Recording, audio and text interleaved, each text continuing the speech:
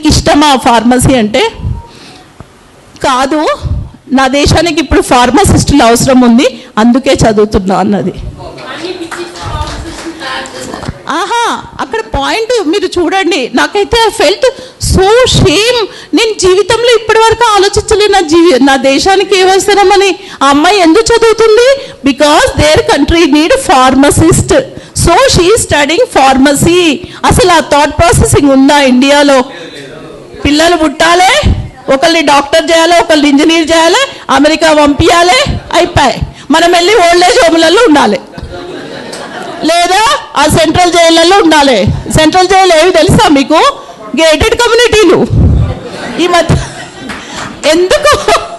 ఎందుకు తెలుసా అండి? తాత ముత్తాతలు సంపాదించిన ఎకరాల భూమిని అమ్మేసి ఊర్లలో ఉండలేక వచ్చి కోట్లు పెట్టి అవి గేటెడ్ కమ్యూనిటీలు కొంటున్నా.